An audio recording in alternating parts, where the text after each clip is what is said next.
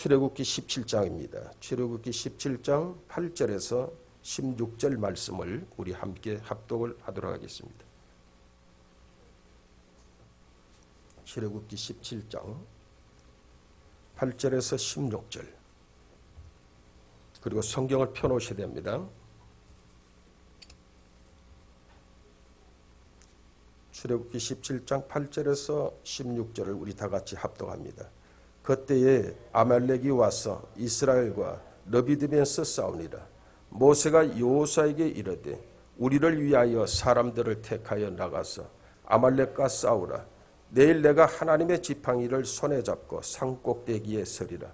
여호수아가 모세의 말대로 행하여 아말렉과 싸우고 모세와 아론과 훌은 산꼭대기에 올라가서 모세가 손을 들면 이스라엘이 이기고 손을 내리면 아말렉이 이기더니 모세의 팔이 피곤하며 그들이 돌을 가져다가 모세 아래에 놓아 그가 그 위에 앉게 하고 아론과 훌이 한 사람은 이쪽에서 한 사람은 저쪽에서 모세의 손을 붙들어 올렸더니 그 손이 해가 지도록 내려오지 아니하니라. 여호수아가 칼날로 아말렉과 그 백성을 쳐서 무찌르니라. 야훼께서 모세에게 이르시되 이것을 책에 기록하여 기념하게 하고 여호수아의 귀에 외워 들리라. 내가 아말렉을 없이하여 천하에서 기억도 못하게 하리라. 모세가 제단을 쌓고 그 이름을 야훼 니시라 하고 이르되 야훼께서 맹세하시기를 야훼가 아말렉과 더불어 대대로 싸우리라 하셨다 하였더라. 아멘. 여러분을 사랑하고 축복합니다. 우리 앞뒤에 계신 분들에게 예수님으로 사랑하고 축복합니다. 자, 영적 전쟁에서 승리하는 법에 대해서 말씀을 드리려고 합니다. 오늘 본문은 아말렉을 영적으로 볼 때에 공중권세 잡은 사탄으로 그렇게 우리가 볼 수가 있습니다. 여러분, 세상의 역사는 하나님의 세력과 악한 사탄의 세력과의 이 대력이 아담 이후부터 계속 지금도 진행되고 있다는 이 사실을 여러분, 그것을 늘 잊지 말아야 됩니다. 그래서 에베소 6장 12절을 이렇게 말합니다. 우리의 씨름은 혈과 육을 상대하는 것이 아니요 통치자들과 권세들과 이 어둠의 세상 주관자들과 하늘에 있는 악의 영들을 상대함이라. 이렇게 말씀하고 있습니다. 사람과 사람과의 감정과 감정으로 싸우는 것이 아니고 하늘에 있는 악한 영들이 통치자가 누구예요? 통수권자들, 나라의 통수권자들. 그리고 여기에 권세자들은 누구예요? 통치권을 받들어서 섬기는 장관들이나 권력자들을 말하는 것이죠. 그리고 이 어둠의 세상 주관자들, 여러분, 불의한 사람들이 세상에서 자신들의 힘과 그리고 거짓과 수단 방법으로 세상을 어지럽히는 이런 사람들, 그 사람들 속에 하늘에 있는 악한 영들이 그들을 조종한다는 거예요. 믿습니까? 그렇기 때문에 항상 배후에는 하늘의 악한 영들이 그들을 통해서 역사한다는 이 진리를 여러분들이 그거 잊어버리면 안 되는 것입니다. 그렇기 때문에 세속적인 판단이고 여러분이 아는 지식으로 뭐든지 판단하고 그러는 것이에요. 우리는 세상과 다른 하나님의 사람들이기 때문에 영적인 분별력과 판단력을 할 수 있는 영적인 사람이 되어야 되는 것입니다. 믿습니까? 그러면 영적 전쟁에서 우리가 승리하려면 어떻게 해야 되느냐? 오늘 8절에서 16절에 보면 7가지로 우리에게 말씀하시는데요. 그 7가지의 그 비결을 통해서 여러분 모두가 영적 전쟁에서 승리하는 자가 되시기를 바랍니다. 자, 첫째는 9절을 읽어보세요. 9절에서 뭐라고 말씀하시냐? 시작. 모세가 여호수아에게 이르되 우리를 위하여 사람들을 택하여 나가서 아말렉과 싸우라. 내일 내가 하나님의 지팡이를 손에 잡고 산꼭대기에 서리라. 그랬어요. 하나님의 지팡이, 즉 말씀을 말하는 것입니다.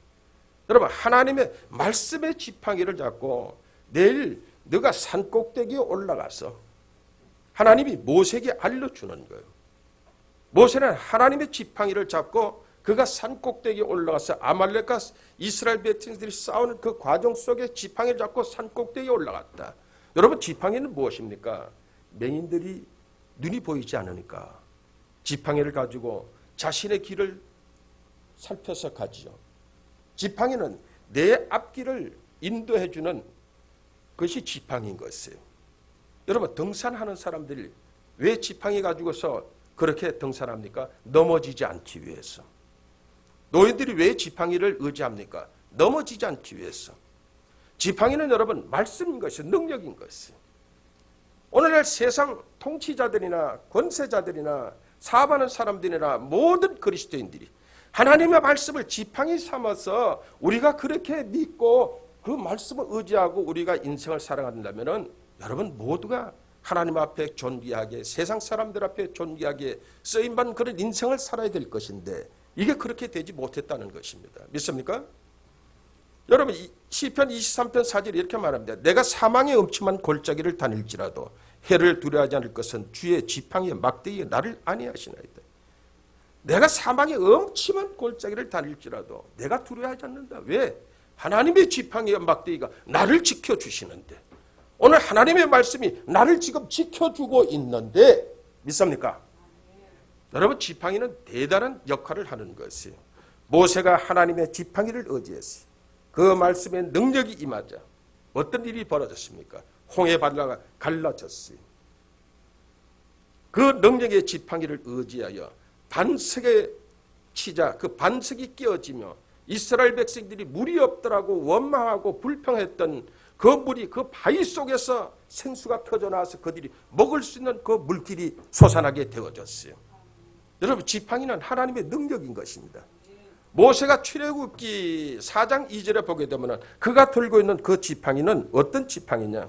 그의 지팡이는 광야에서 양을 치는 목동의 지팡이밖에 되지 않았어요. 그런 지팡이지만 그것이 하나님의 지팡이가 되니까 놀란 능력의 역사가 모세를 통해 그 똑같은 지팡이인데 하나님의 지팡이로 바뀌니까 놀란 능력의 지팡이가 되어졌더라. 믿습니까? 그렇다면 여러분 오늘 우리가 인생을 살아가면서 중요한 것이 무엇이냐면 오늘날 여러분 정치가 어떠니 사회가 어떠니 경제가 어떠니 사람들이 사상적으로 뭐 잘못됐니 잘됐니 이걸 논하기 이전에 먼저 우리가 하나님의 말씀에 이 말씀을 우리가 잘 지켜서 나가는 사람들은 절대로 휘둘리지 않습니다. 믿습니까? 그런 사람보다 더 앞서가고 더 높이 있고 그런 사람들이 승리할 수가 있고 하나님의 영광이 될 수 있다는 것은 하나님의 말씀의 지팡이라는 것을 믿으시기를 축원합니다. 자, 두 번째는 10절을 보세요. 10절에서는 순종을 말하는데요. 10절을 다 같이 읽어봅니다. 여호수아가 모세의 말대로 행하여 아말렉과 싸우고 모세 아론과 훌은 산꼭대기에 올라가서 그래요. 여기서 말대로 행하여 이것은 우리 그리스도인들에게는 여러분 가장 중요한 것이 뭐예요? 순종이라는 것입니다. 믿습니까? 순종. 여러분 이 순종이 얼마나 중요한지 몰라요. 아무리 실력이 있다고 여러분 교만하면 하나님은 교만한 자를 하나님이 버리신다고 그러셨어요. 순종해야 돼요. 믿습니까? 우리의 순종의 모범이 누굽니까? 바로 이삭 그리고 아브라함을 우리가 꽂을 수가 있죠. 왜? 창세기 22장에 보면은 하나님이 모세에게 아브라함에게 내 독자 이삭을 하나님이 지시하는 그 산에서 하나님께 번제를 드리라고 하나님이 말씀하셨어요. 그 말씀을 믿고 순종하잖아요. 그 아들이 번제단에 아버지에게 순종해서 자신의 목숨을 내어놓잖아요. 여러분 과연 이 믿음이 어떤 믿음이길래 이런 순종이 있을 수가 있겠는가? 서사람 목사가 그가 초창기에 천국을 올라가고 할 때 늘 그의 마음속에 의문점이 있었던 것이 무엇이냐면은 창세기 22장의 아브라함과 이삭과의 관계 속에서 어떻게 그렇게 아버지에게 순종해 자신의 목숨을 내놓을 수가 있겠는가? 자기의 믿음으로서는 도저히 이해가 되지 않았다고 그럽니다. 그가 기도하는데 천국을 갔어요. 천국에 가니까 주님이 그를 맞이해서 벌써 서사라 목사의 그 마음을 읽으시는 주님이 그를 데리고 아브라함의 집으로 갔다는 거예요. 자기는 어딜 간지 몰랐대. 가보니까 아브라함의 집이대. 아브라함 집에 갔는데 사라가 벌써 와서 기다리고 있대요. 아브라함 집에서. 그러니까 아브라함 사라. 그러고 나서 이삭이 도착했대요. 그러니까 예수님과 서사라, 아브라함, 사라 그리고 이삭 5명이서 둥근 테이블에 그들이 앉았대요. 원탁 모양 아름다운 식탁에 앉아서 붉은 주스를 마셨고 큰 포도알들이 담은 쟁반이 놓여 있었다. 그러면서 서사라 목사 내가 아브라함 선생님에게 물었다. 어찌 아브라함은 하나님의 약속의 말씀을 믿고 하나의 고민도 없이 그렇게 아들 이삭을 바칠 수 있는가에 대해서 물었다. 아브라함 선장 한참 있더니 나에게 말한다. 그것이 믿음이다. 라고 깨달아지더라는 거야. 아, 그렇구나. 그렇게 말하는 아브라함의 말 속에는 그 믿음이라는 것은 하나님의 말씀은 반드시 이루어진다는 확실한 믿음의 깊이와 넓이가 느껴졌다. 아, 그렇구나. 이해가 되십니까? 여러분, 하나님의 말씀을 믿어야지. 예수 믿는 사람 여러분 뭘 믿습니까? 여러분 학교에서 배운 지식을 믿는다고요? 아니에요. 이 세상에 믿을 건 아무것도 없어요. 하나님 말씀을 믿어야 돼요. 믿습니까? 하나님 말씀은 변함이 없고 이 말씀대로 이루어져요. 말씀은 능력이고 말씀이 바로 여러분의 생명이고 여러분의 성공인 거였어요. 이 말씀을 믿어야 돼요. 그는 믿었어요. 믿었다고 그래요. 그래서 이삭에게 또 물어봤대요. 이삭을 보고는 아버지가 아무리 죽인다 해도 늙은이인데 밀치고 도망가면 되는데 어찌 반항 한번 안 하고 그 제단에 올라갈 수 있었나를 물었다. 이삭이 역시 나에게 그것이 바로 믿음입니다. 라고 그렇게 했다는 거예요. 이런 생명적인 이 믿음은 아브라함뿐만 아니라 이삭까지도 그런 믿음을 가지고 있었기 때문에 믿음으로 순종하게 됐다. 할렐루야. 그래서 히브리서 11장 17절 19절에서 이렇게 말합니다. 아브라함은 시험을 받을 때에 믿음으로 이삭을 드렸으니 저는 약속을 받은 자로 되어 그 독생자를 드렸느니라. 저에게 이미 말씀하시기를 내 자손이라 칭할 자는 이삭으로 말미암으리라 하셨으니 저가 하나님이 능히 죽은 자 가운데 다시 살리실 줄로 생각한지라. 비유컨대 죽은 자 가운데서 도로 받은 것이니라. 여러분, 아브라함도 이삭도 아브라함이 낳은 이삭을 통하여 내 자손들이 이삭을 통하여 번성하게 할 것이라는 하나님의 그 말씀을 믿었기 때문에 내가 하나님 앞에 내 목숨을 맡겨서 내가 아버지에게 죽는다 할때 하나님 나를 살릴 것을 믿었다. 아브라함도 믿었더라. 비유컨대 하나님이 죽은 자 가운데서 그를 도로 돌려주셨더라. 믿습니까? 여러분, 하나님 말씀을 믿어야 되는 것입니다. 자기 의지, 자기 생각을 판단하고 믿어서 되는 것이 아닌 것이에요. 그래서 늘 실패하는 것이 될 듯 하다가도 안 되고 무너지고 하는 것이 바로 자기를 의지하기 때문에 그런 거예요. 하나님 말씀은 여러분 어떤 사망의 엄침한 골짜기를 다닐지라도 그 말씀의 지팡이가 나를 안위하시고 그 길을 승리의 길로 이끌어준다는 이 진리를 믿으시기를 축원합니다. 자, 두 번째는 이 세 번째는 무엇이냐? 11절에 보게 되면 기도의 손을 들면이라고 그랬어요. 기도의 손을 들면. 11절을 읽어보세요. 손을 들면 이스라엘이 이겨 손을 내리면 아말렉이 이기더니. 아멘. 자, 손을 든다는 것은 그들은 기도했다는 것이에요. 기도했다는 것. 아말렉과 이스라엘의 전투에서 여러분 군사력으로 이긴 것이 아니에요. 이스라엘 백성들은 전쟁의 경험을 한 사람들이 한 사람도 없어요.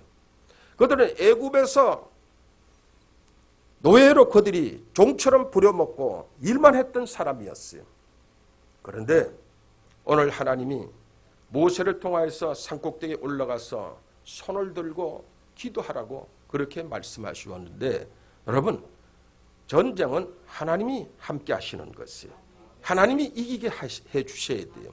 손을 들었다는 것은 기도했다는 것이고 손을 들었다는 것은 그만큼 정말 절박한 상태인 것이고 그리고 자기 자신을 포기했다는 것이 손을 들고 기도했다는 뜻입니다. 믿습니까? 여러분 지금 보세요. 미국이 코로나19 확진자로 오늘 보니까 2만 명이 넘도록 사람들이 죽었어요. 2만 명이 넘게 죽었어요. 여러분, 미국이라는 나라가 어떤 나라예요? 세계 최강의 나라예요. 2만 명이 넘도록 죽었어요. 의료비가 비싸고 너무나도 확진자가 많으니까 병원에서 들어갈 수도 없어요. 그리고 돈 없는 사람들은 자신이 확진자가 되어서 고칠 수 없다는 사실을 포기하고 바다에 가서 자살을 해버려요. 파도가 밀려오고 그 파도 때문에 시신들이 물가로 해변으로 밀려온 시신들이 수십 구가 되더라고요. 그 동영상을 봤어요. 이거를 또 수습하느라고요. 죽은 사람들이. 여러분, 확질이 돼서 고치지 못하고 돈이 없어 병원에도 못 가고, 그러니 바다에서 자살한 사람들이 수십 구가 해변에 널려 있는데 그걸 수거하는 모습을 봤어요. 여러분, 교회는 문이 닫혔습니다. 교회에 들어갈 수가 없어요. 그러니 크리스찬들이 교회 주변의 길바닥에서 그들이 무릎을 꿇고 손을 들고 또 서서 손을 들고 하나님 앞에 부르짖고 기도한 밤도 아니 대낮에 그래요. 여러분, 얼마나 절박하고 얼마나 고통스러우면은 여러분, 그 대낮에 크리스찬들이 무릎을 꿇고 손을 들고 하나님 앞에 그렇게 부르짖고 기도한 그 모습을 보았어요. 뉴스에서는 이런 게 나왔어요. 큰 마트 주차장에 코로나 때문에 마트에 사람들이 안 오니까 텅 비어 있어요. 대형 주차장 같은데 승용차들이 밤에 와서 낮에도 오고 그 차 안에서 그들이 기도하고 하는 그 모습을 보여주었어요. 얼마나 절박했으면 여러분 그렇게 기도했을까요? 지극정성으로 하나님 앞에 여러분 그렇게 절박하게 기도하신 분이 누구세요? 바로 예수님 아니시겠어요? 예수님이 십자가에 달리시기 이전에 제자들과 함께 더불어서 너희들은 여기 있고 그리고 베드로, 야고보, 요한만을 데리고 산에 올라가셨어요. 주님이 기도하는데 얼마나 간절히 주님께서 무릎 꿇고 기도하셨든지 이마에서 흐르는 이 땀방울이 핏방울이 되도록 주님이 그렇게 기도하셨다고 그래요. 절박한 기도. 왜 주님께서 그 절박한 기도를 했나요? 나와 여러분들을 구원하기 위해서.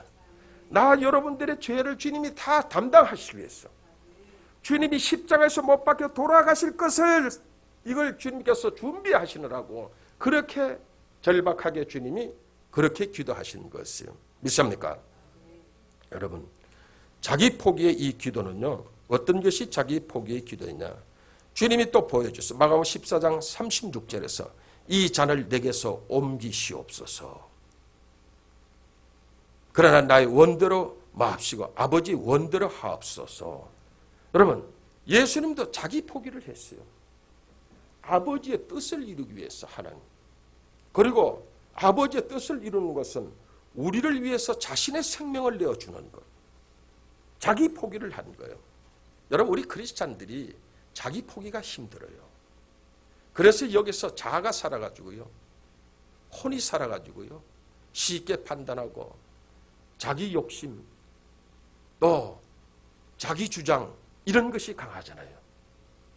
배려할 줄 모르고 양보할 줄 모르고 이해할 줄 모르고 자기를 비울 줄 몰라요. 자기밖에 몰라요. 이것이 오늘날 더 강해졌어요.